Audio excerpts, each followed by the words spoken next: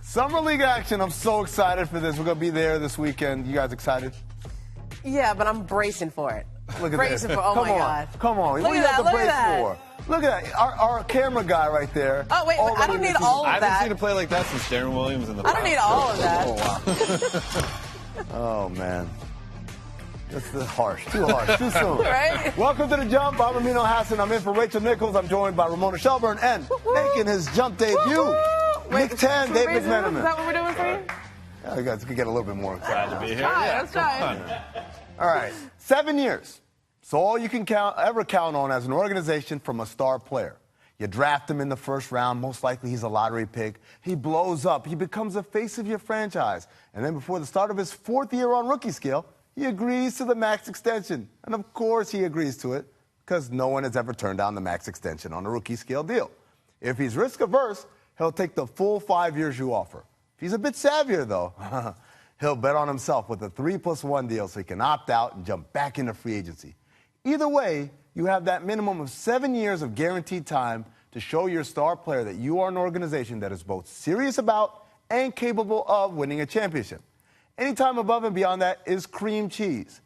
Kevin Durant, Carmelo Anthony, LeBron James, Chris Bosh, they all gave their franchises at least 7 years to get their acts together.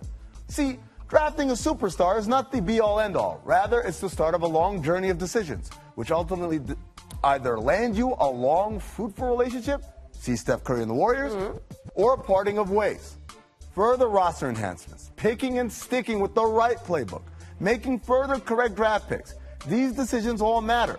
So if you're screwing around with instability in your front office, Cleveland, or a revolving door of coaches, Sacramento, or a history of mistreating your players, New York, you're in essence writing the death certificate to your relationship with your star. Even as you feel like you're treating him as well as possible, what more could he ask for? And yes, there are mechanisms within the CBA designed to give the home team added leverage, money. The truth is, bearing a substantial amount of cash overage, players in their primes will choose what's best for their careers, as they should. Which brings us to young Gordon Hayward, formerly of the Utah Jazz. Drafted in 2010, the Jazz have seen him flourish from dorky computer science geek to handsome jock, from country bumpkin to man about town, from a kid people often confuse with Lazar Hayward, no relation, to the #1 free agent on the market. Could Utah have done anything differently? They put together a solid roster with a nice mix of vets and young guys that was well coached, and it was a rather complete team, and one of the best defensive teams in the NBA over the last few years. In a perfect world, they were well on their way to competing for a title. But we don't live in a perfect world, guys. And even as the Jazz did most everything right, they couldn't control for the massive imbalance between West and East. They couldn't control for Hayward's college coach to be leading one of the strongest East teams. And they certainly couldn't control for the rise of the greatest team in NBA history to dominate from within their conference. That's not to say they didn't make mistakes along the way. Not trading for Paul Millsap and Al Jefferson in contract years comes to mind. But it's to point out that a lot of factors led us to this, much like a lot of factors had to fall in line for Durant to leave his team a year earlier to the day. If you're a team or a fan of the team, you have 7 years from draft day to D-Day to get it right.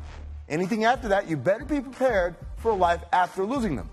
For Utah's troubles, Hayward delivered the news in the worst way possible yesterday, contradicting a leaked report by our Chris Haynes, giving folks 5 hours of false hope before confirming that he was in fact leaving. Guys, how bad did he mess this up? Yeah, terrible. Yeah. Like, when Chris Haynes reports this, and by the way, like, Chris Haynes was right. Like, I don't care what anybody says afterwards. That letter was written. His decision was made. He knew what he was going to do. I mean, my understanding is that it was going to come out in 15, 20 minutes afterwards anyway, which is... So when that comes out, when that report, just own it, back it up. Don't, just because you didn't get to call Utah and you had a failure in process and a breakdown in your own communications team. By the way, it wasn't just Chris who reported. Chris broke it, and then 4 other reporters confirmed it. So this is not just like one person who leaked it. This is everybody who knew what was going on. Just own it, because what happened to me is the 5-hour delay where they were saving face and making everyone feel better, it cost them Otto Porter. It cost them valuable hours that they could have been trying to move on and move forward, and then gave them false hope, and it just made it all that much more worse. You're saying it cost them more than just a couple 100,000 clicks on the Players Tribune website? Like, that, to me, was the one thing that they clearly lost that day. But what did he do wrong in terms of the Utah Jazz fan base? I'm not so sure he did anything like that. You know, Dennis Lindsey comes out and says that at some point there would be some adjectives I would ascribe to what went down. That's Dennis Lindsey making himself look better than Dan Gilbert, than LeBron did on the way out the door. But Gordon Hayward said all the right things in his letter that was published. Thank you, Utah. Yeah, it was just came out too late. I felt like Dennis Lindsey's comments were not about Gordon Hayward leaving us. That's it was right. about, dude, just like you said, just own it. Let us move on. Let us get on to other things. Shout out to Chris Haynes, though. He did have the tweet of the weekend. Oh, my God. The Hulk Hogan. That was a mic drop moment there. But it is interesting to see people react so violently, right, to the idea of Gordon Hayward leaving them high and dry. You know, you're wondering if Jazz fans have a right to be mad at Hayward. Well, here we pulled something from the archives when he got drafted in 2010. Take a look. Gordon Hayward from Butler University.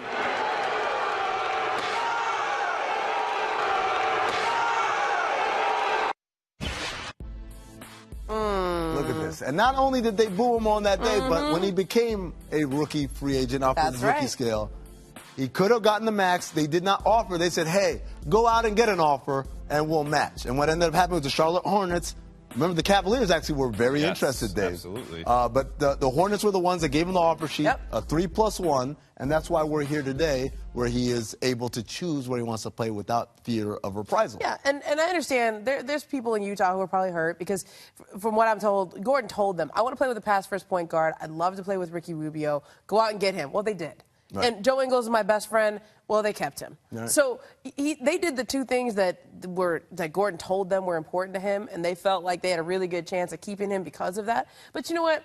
I think you know your player.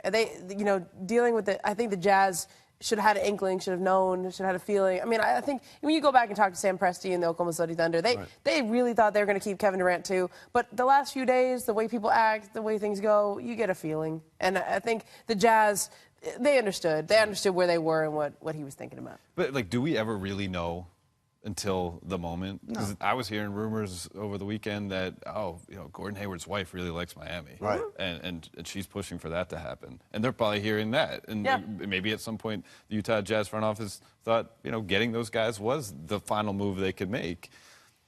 You had to be willing to make that move to be able to do business. The Cavs, when they were trying to get LeBron James, they had to trade away all these players so they could offer him a max contract just to be able to be in the conversation. There's got to be a plan B, plan C to all these things. Okay, but can we be real? What? Gordon Hayward's not LeBron James. Gordon Hayward's not Kevin Durant. Well, he was a big free agent, but it's not on the same level as Sure. those guys. And on that note, Players Tribune, relax a bit with some of these columns. Right. Relax. We didn't need the Kyle Lowry, I'm coming home. Just saying. Let's talk now about the East. Dave, how does Hayward's move affect Boston's chances in the East? Well, to me, it's all about what they do to actually make the deal happen. Right. Who they give up. If it's a Jay Crowder or a Marcus Smart, or, if it's Avery Bradley, I think that's maybe a step backwards along with the step forward. So I have to see that play out first. I have to see if Isaiah Thomas is going to come back from the same hip injury that ended Johnny Flynn's NBA career before I'm ready to say Syracuse. that. Where did you just pull that from? That was like... Yeah. Johnny Flynn. That's what I think of when I think of hip injury. Clearly, Johnny Flynn's clearly irrelevant in 2017. Come on. Clearly. Yeah, but when you look at Boston, Jay Crowder's probably the most likely guy to move here because he plays small forward, and if you haven't noticed, Jason Tatum plays small forward, and so does Jaylen Brown, and so does Gordon Hayward, the guy that just went outside. So, bye, Jay. Right? And he's the guy. Remember, he criticized Boston fans for being so receptive to Gordon when he came to play at the Garden. Maybe that's why. Okay. Maybe that's why. Right. But can we break down why the Celtics even have to think about this? The salary cap was supposed to go up to $102 million. It didn't. It was more like $99. So the Celtics thought they had another $2.5 million of breathing room here to pull this off. Now, I went through this complicated series of moves, and shout out to Bobby Marks, who helped us figure out all the moves that they have to make. But they started by renouncing Kelly Olynyk. Then they have to renounce 3 or 4 more other guys. Right. Then they have to keep their first-round draft pick from last year overseas in Europe. Then they have to trade Rozier. Then they have to trade somebody. There's so many moves that they have to make just to get close to the max. And even then, they are $300,000 short.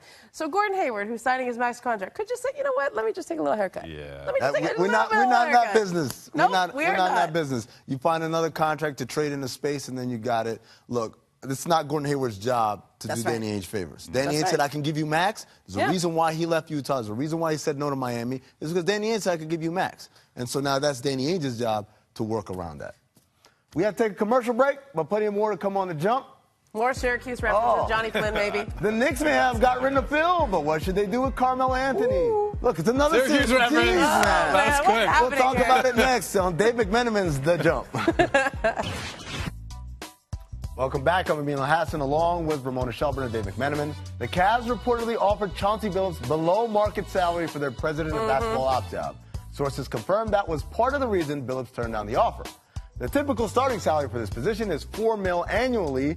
Billups was reportedly offered half that. Dave, what are the Cavs doing? They're frustrating LeBron James. That's what they're doing. You enter into a crucial offseason when all you have guaranteed moving forward with LeBron is the 2017-2018 season. You're trying to catch what is going to go down as one of the greatest teams in basketball history. And you cut the knees off of the guy who had been leading your franchise the last 3 years in David Griffin. And you don't have anybody as a solve to replace him. It's mismanagement. It's an embarrassment.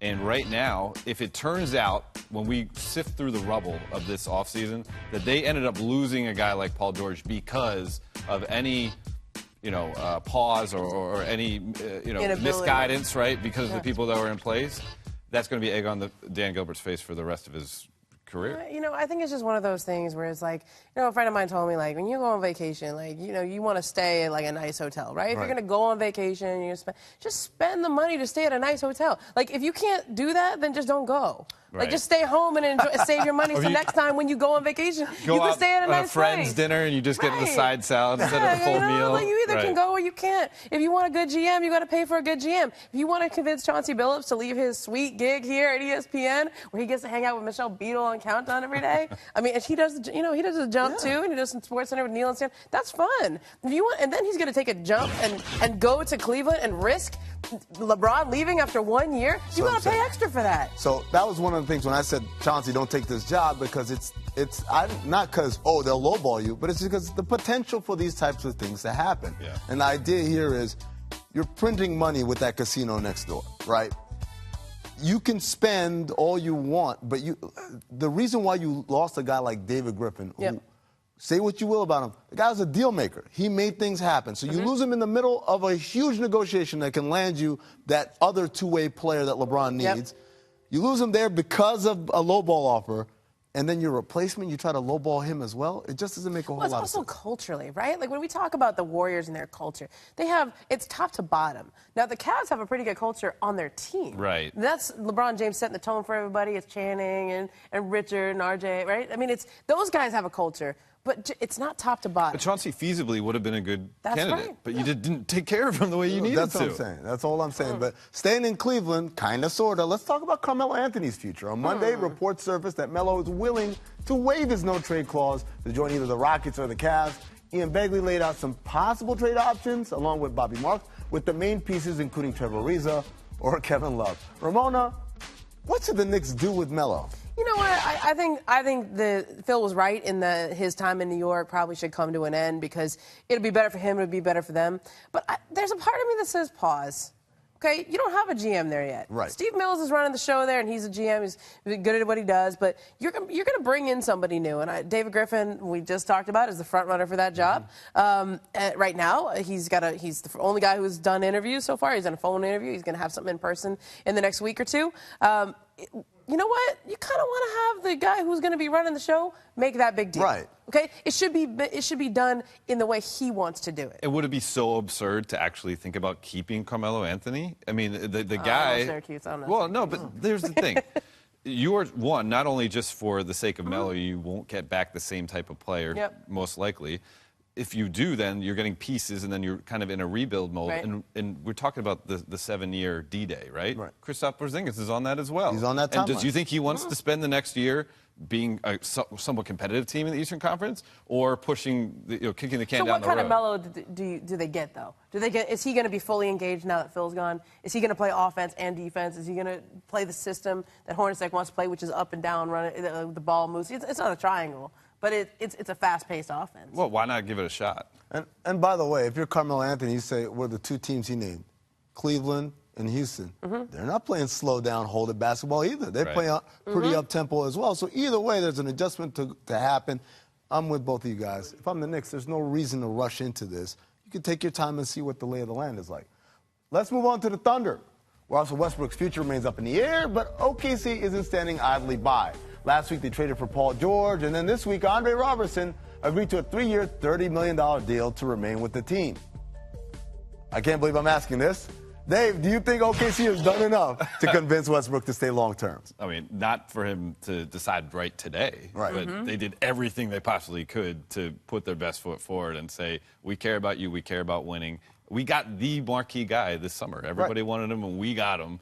That proves the type of franchise we're about. It's kind of amazing that 1 year ago, I mean, it was almost to the day, right? So July 4th last year is when Kevin Durant leaves, and it took them less than a year to find a new star. Now, I know Paul George may not stay there. I know Russell Westbrook may not stay there. But the fact that they were able to do this in 1 year, and let's go back to some of the moves that allowed that to happen. Just locking up Oladipo on that contract, okay?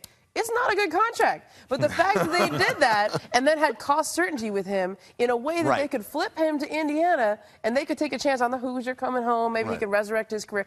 And getting Sabonis in the draft day trade for Serge Ibaka. The way that they made those moves just a year out set them up to be able to make a move like this. And I think, you look at small market franchises, when somebody leaves, how long did it take Cleveland to recover after LeBron left the first time? 4 years. I mean, till he came back. Well, yeah, till he came back. Okay? Most of the time when something like that happens, when Kevin Durant leaves your franchise, you are in the lottery for the next 5 years. See, this is the thing about what I was mentioning in the monologue. You can do a lot of things right, and it still doesn't work out. I thought Dallas, when they won their championship, rather than lock in the Tyson Chandler, who was getting older, and lock in the Jose Juan Barea and those guys, they said, no, let's stay flexible because there are going to be stars coming up and we want to be able to get them. That wasn't a bad strategy. It just didn't work out because sometimes the chips don't fall the way you want them to do. Sam Presti, one of the things that pains me, and I use that very lightly, but it pains me that people say Sam Presti's a bum. This dude's one of the smartest. People say that? Yeah. A lot of people say that. A lot of ignorant people say that, I should say, because they bring up the Harden trade. They bring up the Harden trade and they say you let go of Durant. But you don't look at all the good things that he did along the way to put themselves in these positions. And again, like you said, there were a lot of people lining up for Paul George with a lot better offers out there. The other thing, we're not talking about this yet, okay? But we have a whole summer to get through show, right? We're going to be doing shows this whole summer. If Russell Westbrook does not commit, okay, he knows the money's not going anywhere. He's watching to see what they do. But, okay, they already did what they were going to do. They went and got you Paul George. So this summer, Russell's got to decide if he wants to sign that extension. If he signs it, now his next job is to keep Paul George there. If he doesn't sign it, oh boy. It's like, what side of the aisle are you standing on? But he shouldn't commit. Why would, if you were Russell Westbrook, would you commit now? There's no plus size to that. Right? You wait to see how you can actually play with Paul George. You wait to see if everybody stays healthy. You wait, all those mitigating factors. You wait, you push. And then the Thunder gets more and more uncomfortable. Every day that goes by that you don't sign that deal. They're already uncomfortable in that division, the toughest division in basketball this year. Speaking of Andre Robertson, we only mentioned him briefly. He's featured in our Summer League distant replay from this day in 2014. 3 years, I'm so excited for this. Let's see, I haven't even seen this play. What is it? Oh, it's in Orlando, so we got the low camera angle. Ooh, okay! Ooh, two-handed. Yeah. I like that. Booty catch. That's what I see. Woo! Oh, he just got out the way. Is that Maurice Indor? Who is it? No, that's Philadelphia app. Live from Miami. It's time for Make or Miss. First up, Make Buckets. Markelle Fultz with the spin, step back, hezzy jumper, and yesterday's Summer League action. Mona, we're excited to watch Fultz in the Sixers next season. Yeah, I'm kind of into that. I've been watching a lot of that Summer League so far between him and Jason Tatum. Those rookies look good. I can't wait for Saturday. Miss Buckets. Klay Thompson's in China, throwing off his handles, then chucks up an air ball. He also got rim checked by a 360 dunk attempt last week. And he was dancing. Dave, it's not even close. It's time for Klay to come on home, man. Didn't he ink a new deal with Ante while he was out there? $80 million. So stay as long as you need to. His dad Make told sure me those he's jet checks lagged. clear. Like he said, he just got off the plane. Clear. Yeah, okay, but it's been like a week. Is he still jet lagged? I'm not mad at you. No, forget jet lag. That's money lag right there, like Dave said. Man, Spaghetti, spaghetti, spaghetti. Timothy Mozgov is holding some sort of rap battle at a KFC in Russia. Yes. Reminds me of my man Delonte West. Do you wish you could attend? Yes. Oh my gosh, I would Dave, throw down with him. You've been around him. Does Timo have bars? Yeah, he does. He has the confidence to pull it off. I don't know if he actually has the skill behind it, but he has the confidence. Dude, Timo's kind of cool. I got to know him last year in LA. Can he rap? Yes. He once told me I'm just in saying Russia, that confidently because I believe we in ride him. bears. What? Yes. Myths, worries. The Cavs have no GM and have done absolutely nothing in free agency, but LeBron doesn't seem too bugged about it on his vacation. Dave, you think LBJ is actually a little peeved? He is. He absolutely is. But he doesn't let it dominate his life. Right. Go live your life, man. It looks He's beautiful. rocking out to Michael Great- Jackson in that. great And J. workout. Cole. Yeah. Shout out to J. Cole. And The tour starts tonight in 444. Phoenix. And this just in, at the buzzer. The Mavs are in the process of filing a 2-year, wait for it, I mean- $10 million deal Total? with Dirk Nowitzki. Total or according per to our year? Tim McMahon. Wow. The second season of the deal will be a team option, the source Come on, said. Dirk. Ramona, how much did Dirk This has cost got to himself by stop. I declining his mean, option? unless they have some kind of like consultancy lined up for him after he retires. Don't put that evil out there. $5 million a year consultancy. I mean, come on, stop, Dirk. Just get Mark Cuban's money, man. Yeah, I don't like it. You deserve more, Dirk. You deserve more. Maybe he'll host He the doesn't- European look, version of he Shark does- Tank when he retires. exactly. You know, The pay him a lot. German Shark Tank. Is this going to help the Mavs win a title the next 2 years? Probably No, not. it's just Come gonna help on. Mark But you know what? Cuban. You know, look, I like the message that it sends. That he's like, look, I don't care as long as this keeps helping the team. Being And taken you- advantage and you of. pay me on the back end. Thanks a lot, Dave. Ramona, watched you're the gonna be in European Vegas Shark Tank. tomorrow. Yeah, see you there. Dave, you'll be back here Yes, with me, right? for sure. All right, we'll do the show again. And